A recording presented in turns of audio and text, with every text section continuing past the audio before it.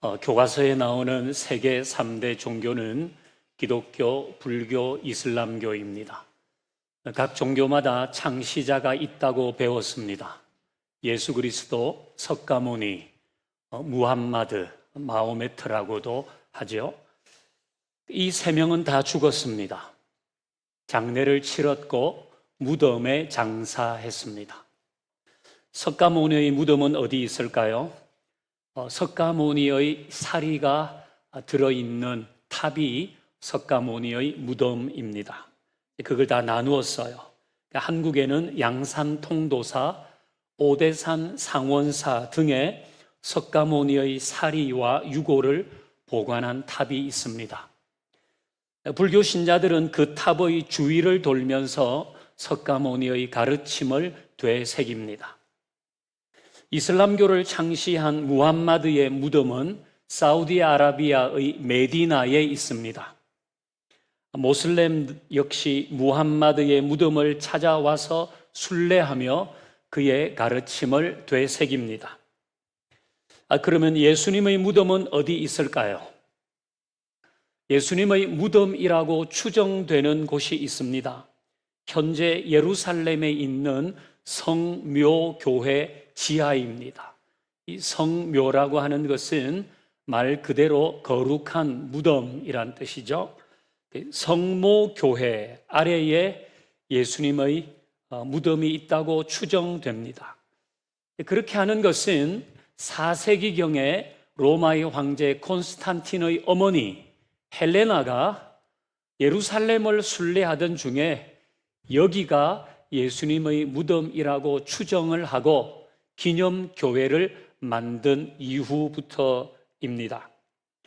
엄격하게 말하면 이곳은 무덤터일 뿐이지 무덤은 아닙니다. 이유는 처음부터 그 무덤에는 예수님의 시신이 없었기 때문입니다. 다르게 말하면 예수님의 무덤은 존재하지 않습니다. 어떻게 시신이 없는 무덤이 존재할 수 있겠습니까? 예수님의 무덤은 갈릴리에도 베들레헴에도 예루살렘에도 전 세계 그 어디에도 없습니다. 분명히 십자가에서 죽으시고 장례를 치렀는데 왜 예수님의 무덤은 없는 것일까요? 혹시 아직까지 찾지 못한 것은 아닐까요? 예수님이 태어나신 곳은 베들레헴입니다. 많은 순례객들이 베들레헴을 방문합니다. 예수님이 십자가를 지신 곳은 현재 동예루살렘에 있는 예루살렘 성 안에 있습니다. 역시 수많은 순례객들이 이곳을 방문합니다. 개신교인, 천주교인, 동방정교회 교인까지 많이 옵니다. 근데 아이러니한 것은 베들레헴과 동예루살렘, 이 두 곳은 기독교의 매우 중요한 유적지인데 현재 이 모든 곳은 아랍인들이 거주하는 지역입니다. 더 아이러니한 것은 기독교에 대해서 결코 호의적이지 않은 그 아랍 사람들이 예수님의 탄생지와 십자가에 달리신 현장을 없애지 않고 관리하면서 기독교 순례객들을 맞이한다는 겁니다. 이유는 뭘까요? 타 종교에 대한 매너 이런 겁니까? 그렇지 않습니다. 수많은 순례객들로 인한 수익이 있기 때문입니다. 그들에게 이것은 종교와는 상관없는 돈이 되는 비즈니스입니다. 전 세계에서 순례객들이 오거든요.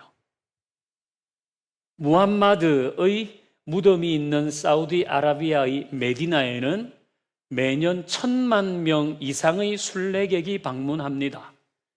이로 인한 수익은 연간 130억 달러, US 달러로 130억입니다. 우리 돈으로 18조 원 이상입니다. 이게 트래블 앤 투어 월드라고 하는 곳의 통계입니다. 지난해 우리나라 전체에 외국인 여행객이 쓴 돈은 69억 달러, 우리 돈으로 9조 원이 좀 넘습니다. 그러니까 우리나라 전체 관광 수입보다 무함마드의 무덤이 있는 메디나 한 곳에서 생긴 수입이 2배 이상인 겁니다. 순례객들로 인한 경제 효과가 엄청납니다. 제가 말씀드리고 싶은 건 이거예요. 예수님의 무덤이 지금까지 남아 있었다면 누군가는 반드시 찾아냈을 것입니다. 예수님의 무덤을 순례하려는 사람들이 남길 이 경제적인 것은 상상을 초월하기 때문입니다. 만약 단 하나의 흔적이나 약간의 가능성만 있었어도 누군가가 여기가 예수님의 무덤이라고 단정했을 것입니다. 이 세상 사람들은 돈 되는 일을 무섭게 하잖아요. 자, 지금까지의 이야기를 역으로 말하면 예수님의 무덤은 실존하지 않는다는 거예요. 물론 추정되는 것이 있습니다. 조금 전에 언급했던 성모교회와 거기에서 약 800m 떨어진 정원 무덤이 있습니다. 근데 추정지가 두 곳인 것도 좀 이상하지 않아요? 이것도 실제하지 않는다는 방증입니다. 어쨌든 존재했다면 모든 방법을 동원해서 찾아냈을 것입니다. 비근한 예로 아브라함과 그의 아내 사라는 헤브론에 있는 막벨라 굴에 장사되었습니다. 현재 헤브론에 가면 유대인과 아랍인 양측이 각각 순례객을 받고 있습니다. 아브라함의 무덤이 여기라고 확신하는 겁니다. 자, 아브라함은 예수님보다 2000년 전에 살던 사람입니다. 그 아브라함의 무덤도 찾아냈는데 예수님의 무덤을 찾아내지 못했습니다. 추정할 뿐입니다. 이유는 예수님의 시신이 묻힌 무덤이 없기 때문입니다. 우리는 지난주에 예수님이 내 죄의 형벌을 대신 받아서 십자가에서 죽었다는 것을 함께 살폈습니다. 예수님은 분명히 십자가에서 죽으셨고 장례를 치렀는데 왜 무덤이 없는 것일까요? 이제 오늘 본문을 같이 읽어봅니다. 마태복음 28장 6절을 읽습니다. 시작. 그가 여기 계시지 않고 그가 말씀하시던 대로 살아나셨느니라. 와서 그가 누우셨던 것을 보라. 아멘. 자, 예수님의 무덤이 없는 이유는 한 가지입니다. 예수님이 살아나셨기 때문입니다. 예수님이 부활하신 것입니다. 어떻게 살아난 사람의 무덤이 존재할 수 있겠습니까? 예수님의 무덤이 실제하지 않는다는 것은 예수님의 무덤에 대한 강력한 증거, 부활에 대한 강력한 증거입니다. 그러니까 불교에도 경전이 있고 이슬람 교회도 코란을 포함한 경전이 있거든요. 그 불교와 이슬람교의 경전을 보면 석가모니와 마호메트가 세상을 떠났다는 얘기가 나옵니다. 하지만 그 어디에도 다시 살아났다는 말은 없습니다. 그 어디에도 없습니다. 그러나 성경은 예수님이 죽으셨지만은 다시 살아나셨다고 분명하게 말합니다. 자, 우리 본문을 다시 한번 봅니다. 본문을 다시 봐요. 자, 그가 여기 계시지 않고 그가 말씀하신 대로 살아나셨다 그럽니다. 그가 여기 계시지 않는다고 하는 이 여기는 무덤 아니에요? 지금 천사가 말하는 겁니다.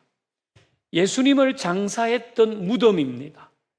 예수님은 분명히 다시 살아나셨기 때문에 천사는 예수님이 여기에 계시지 않다 그렇게 말합니다. 그 예수님은 죽음을 이겼다는 것입니다. 부활하신 거죠. 이제 우리는 중요한 질문을 한 가지 해야 됩니다. 그것은 예수님이 죽음을 이긴 것과 그것이 나와 무슨 상관이 있냐는 거예요. 예수님이 부활하셨다. 기독교가 그렇게 얘기하고 예수님이 죽음을 이기셨다고 하면 그게 나와 무슨 상관이 있냐는 거예요. 예수님은 2000년 전에 죽으시고 부활하셨는데 그것이 21세기를 사는 나에게 무슨 의미가 있냐는 겁니다. 이것을 역으로 말하면 예수님의 부활은 단순한 신학적인 사변이 아니라는 거예요. 예수님의 부활은 그냥 기독교의 교리 중에 하나가 아니란 겁니다. 예수님의 부활은 오늘 나의 일상에서 실제로 영향력을 끼치는 능력이란 거예요. 그래서 우리는 2000년 전에 죽으신 예수님이 살아났다는 것을 믿음으로 고백하고 그걸 사람들에게 전하는 거 아닙니까? 그 이유는 예수님의 부활이 종교적인 신화 그 정도? 그것이 아니라 오늘을 사는 나의 일상에 실제적으로 영향력을 끼치는 능력이기 때문입니다. 그러면 어떤 상관이 있을까요? 그게 나의 일상과 어떤 상관이 있는 겁니까? 첫 번째, 부활신앙은 죽음에 대한 두려움을 이기게 합니다. 소생한 사람들이 있죠. 가끔 우리도 그런 얘기를 듣습니다. 심장이 멎었다가 다시 뛰기도 합니다. 무호흡이었는데 다시 숨을 쉬기도 합니다. 하지만 그들은 모두 다시 죽었습니다. 그들은 소생했지만 결국 무덤으로 갔습니다. 그러나 예수님의 부활은 단순한 소생이 아닙니다. 예수님은 다시 무덤으로 가지 않았습니다. 근데 예수님이 죽음을 완전히 이겼다는 겁니다. 그 부활은 죽음을 정복한 것입니다. 부활은 죽음의 힘을 무력화했습니다. 그래서 부활 신앙을 가지면 죽음 앞에서 무기력해지지 않습니다. 죽음을 공포 가운데 맞이하지 않습니다. 예정되었던 죽음이든 갑작스러운 죽음이든 부활 신앙이 있는 사람은 그 죽음의 기세에 눌리지 않습니다. 여러분, 사람은 마지막이 좋아야 좋은 거 아닙니까? 마지막이 좋아야 되는 겁니다. 부활 신앙은 우리 인생의 마지막 시간을 아름답게 만듭니다. 그것이 예수님이 다시 살아나셨다는 것을 믿는 사람들이 누리는 은혜인 겁니다. 부활 신앙이 있는 사람은 죽음 앞에서 외로움과 안타까움으로 몸서리치지 않습니다. 부활 신앙이 있는 사람은 도리어 담담하게 그 시간을 맞이하며 천국을 소망합니다. 그러나 부활 신앙이 없는 사람에게 죽음은 미지의 세계에 대한 두려움입니다. 후회와 죄책감으로 맞이하는 짙은 허무입니다. 공포입니다. 죽음의 힘에 눌려서 생을 마감하게 될지 모릅니다. 여러분들이 인생에는 불확실한 것이 많습니다. 그럼에도 불구하고 가장 확실한 것도 있습니다.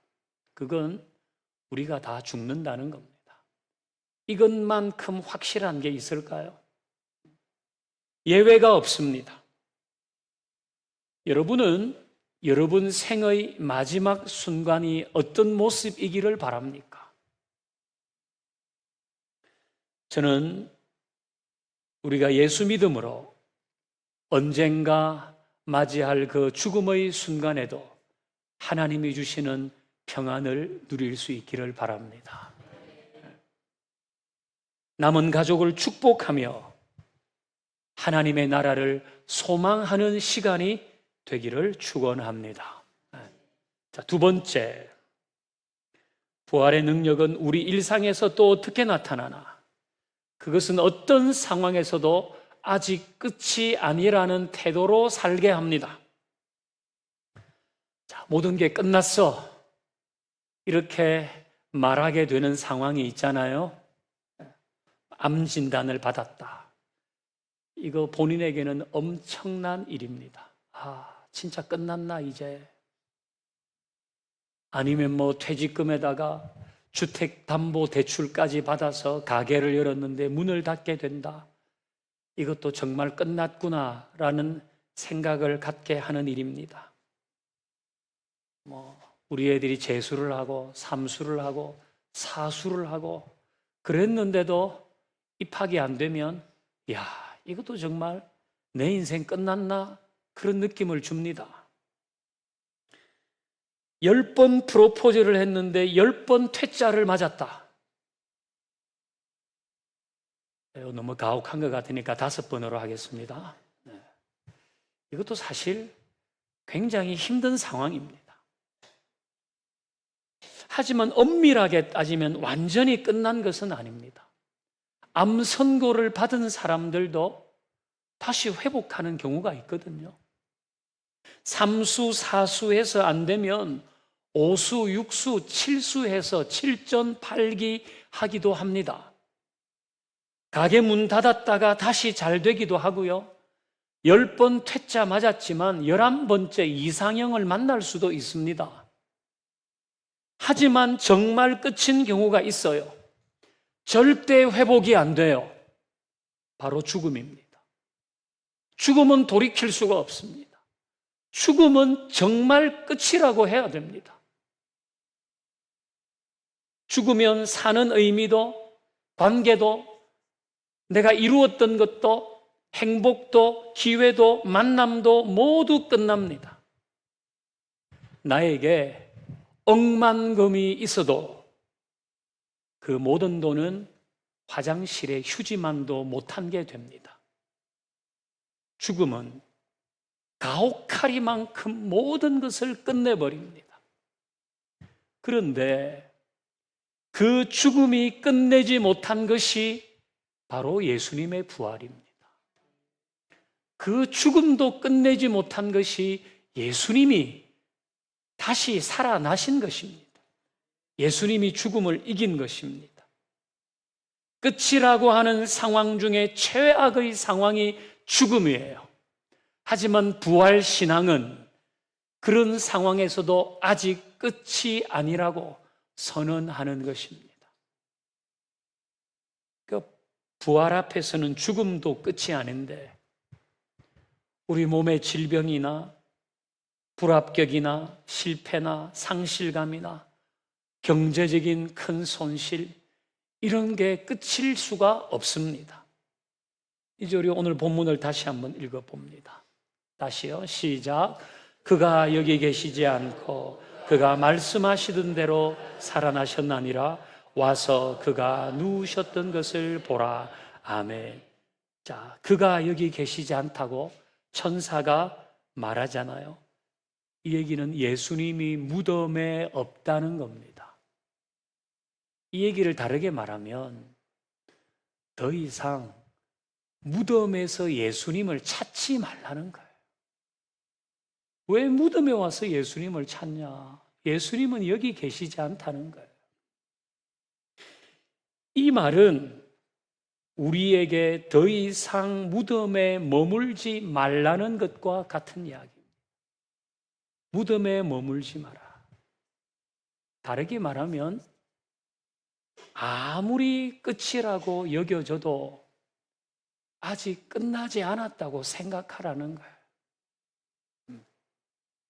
무덤에 사는 사람처럼 살지 말라는 것입니다. 그러니까 아무리 절망스러워도 그 절망에 머물러 있지 말라는 거예요. 아무리 슬퍼도 그 슬픔에 젖어 있지 말라는 거예요. 아무리 후회스러워도 후회하면서 시간을 보내지 말라는 거예요. 나를 무기력하게 하는 일이 어떻게 없겠습니까? 하지만 거기에 빠져 있지 말라는 거예요. 우리 인생에 어떻게 상처가 없겠습니까? 하지만 그 상처에 늘 머물러 있지 말라는 거예요. 예수님은 그 무덤에 계시지 않아요. 그러니까 거기에서 예수님을 찾는 것처럼 살면 안 돼요. 예수님은 부활하셨잖아요. 그러면 우리 모두 그 부활하신 예수님과 함께 모든 것이 끝났다고 여겨지는 상황일지라도 거기에서 작은 희망을 보며 다시 시작해야 한다는 것입니다. 그것이 우리가 예수님이 부활하셨다고 말하는 이유이고, 그것이 예수님께서 죽음을 이기신 이유입니다. 여러분이 있는 자리를 절망이 가득한 무덤으로 만들지 마세요. 여러분의 가정 생활을 슬픔과 후회와 분노로 채우지 마세요. 예수님이 죽음을 이기셨다는 것을 기억하고, 저는 이곳에 있는 모든 분들이 무덤에 머무는 것 같은 삶을 살지 않기를 바랍니다. 또 예수님이 부활하셨다는 것을 단순한 신앙의 지식이 아닌 우리의 일상을 힘있게 하고 새롭게 하는 능력으로 날마다 누리며 살 수 있기를 주의 이름으로 축원합니다. 이제 함께 저와 함께 기도하십시다.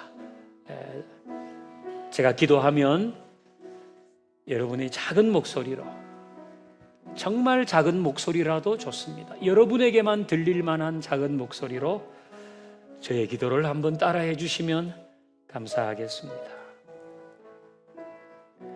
죽음을 이기신 예수님, 나에게 있는 절망과 아픔이 사라지길 원합니다. 우리 가정에 있는 한숨과 냉랭함이 사라지길 원합니다.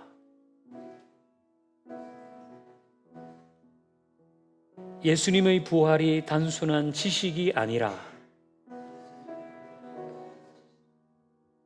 오늘을 살아가는 힘이 되게 하시고, 죽음 앞에서도 흔들리지 않는 소망이 되길 원합니다.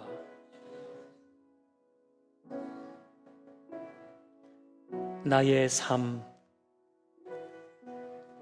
나의 가정, 나의 일상을 무덤으로 만들지 않게 하시고, 생명과 기쁨과 감사로 채우게 하십시오.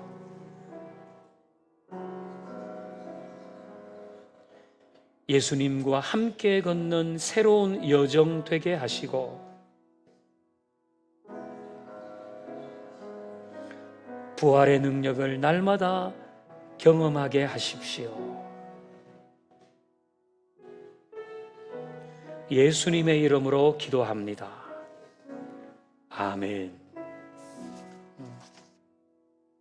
우리 함께 이 찬양 같이